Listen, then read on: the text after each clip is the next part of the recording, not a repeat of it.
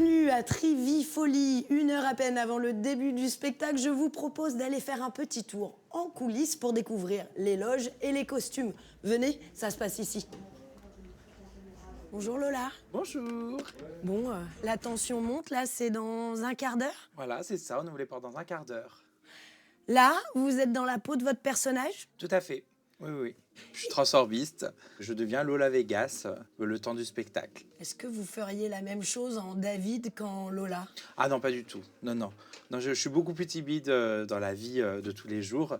Mais sur scène, vu que je suis caché derrière mes perruques, mes robes, les strass et les paillettes, c'est beaucoup plus facile d'être exubérant et de pouvoir faire rire toute la salle. Donc c'est la salle qui fait que vous êtes bon sur scène. Ah oui, sans public, c'est impossible de faire de la scène. Il y a toujours un petit peu de trac, mais avec les années, ça s'estompe un peu. Donc, Et sans trac, il n'y a pas de spectacle. voilà, c'est ça. Bon, je vous laisse terminer, moi je continue. Merci beaucoup. Je vais voir les autres filles. Morgane, bonjour. Bonjour. Vous, c'est quoi votre rôle pendant Trivifolie? Eh bien moi je suis danseuse dans la revue et puis également je fais un petit tour de magie avec Baptiste. C'est ça la beauté aussi du cabaret, c'est qu'on va chercher à transmettre différentes émotions auprès du public. Donc finalement on change un petit peu de personnage, je dirais, à chaque tableau, selon les musiques, selon les costumes qu'on a aussi. Bon, j'ai pas encore vu le spectacle. Il est particulièrement bien, ce Trivifolie là. Ah, je pense que c'est toute la folie de ce cabaret, réunie. Bon, Voilà. je continue. Cette fois-ci, je m'approche d'Héloïse. Bonjour. Bonjour. Je vois autour de vous, c'est une partie de vos costumes? Une partie, oui. C'est Ouais. la première partie du spectacle. Il y a combien de costumes sur une revue? À peu près 120 en tout. Tant que ça? Oui, à peu près une 10-15 par artiste. C'est hyper timé. Vous avez combien de temps pour vous habiller, déshabiller, rhabiller? Je dirais entre 1 minute à 3-4 minutes par choré. Vous êtes danseuse, chanteuse, moi je mélange tout là. Je suis danseuse et je fais un numéro d'acrobatie avec notre danseur Eduardo. On fait du main à main aussi pendant le numéro. Qu'est-ce qui vous plaît? C'est qu'on peut faire plein de choses, tester plein de choses. Par exemple, le cirque, ça fait que 2 ans qu'on en fait. Et on peut toujours faire évoluer et aller toujours plus loin. Et puis le bonheur des gens aussi. Rien qu'avec votre sourire, c'est sûr, c'est ça. Moi, je vais aller faire un petit tour là-haut parce qu'il paraît que c'est Il y en a pas mal, Baptiste. oui. Je vais aller voir ça. Oui. Allez, au travail. Pardon, je me faufile, pardon.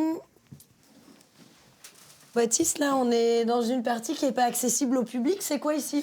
Eh ben, on est dans l'atelier de création en plumasserie et costumes du spectacle. C'est aussi un savoir-faire qu'on veut mettre en avant et valoriser, que les costumes sont maison.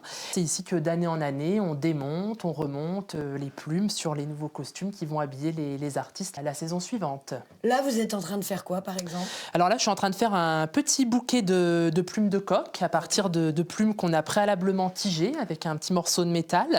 Donc à la base, en fait, il y a une armature qu'on va faire fabriquer par un soudeur qui est spécialisé à Marseille. Okay. Moi, je lui dessine l'armature, la forme que je veux que le costume prenne. Mmh. Et nous, ensuite, on va venir garnir tous les petits piquets de grandes plumes d'autruche, de faisan, de coq, pour arriver, par exemple, au résultat final derrière.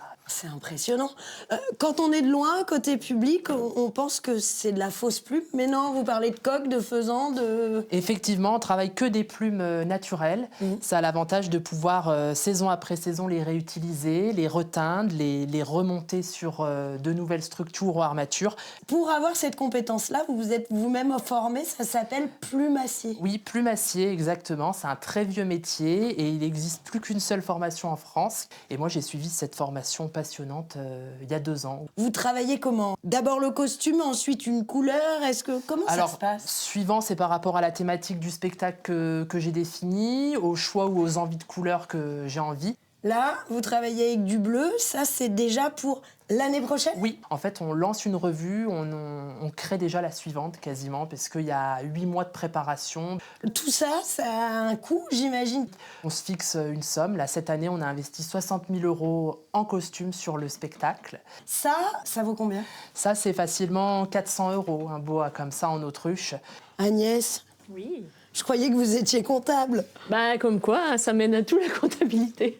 Et c'est bon, il faut que je compte les strass sur les plumes. Alors je m'épate parce que je suis pas du tout manuelle à la base. D'accord. Donc je me serais jamais vue travailler ici à l'atelier. Et puis en fait, je trouve ça très, très décontractant, très calme, apaisant en fait. Ça va devenir accessible au public très prochainement. Alors effectivement, notre projet, c'est d'ouvrir à la rentrée prochaine, emmener le spectateur un peu dans notre atelier, dans nos coulisses. Rendez-vous est pris, soit pour le musée, soit pour le spectacle Trivifolie. Alors, certainement pas me voir sur scène, parce que moi, à part enfiler le bois, je pourrais pas faire grand-chose pour vous. Bonne soirée à tous!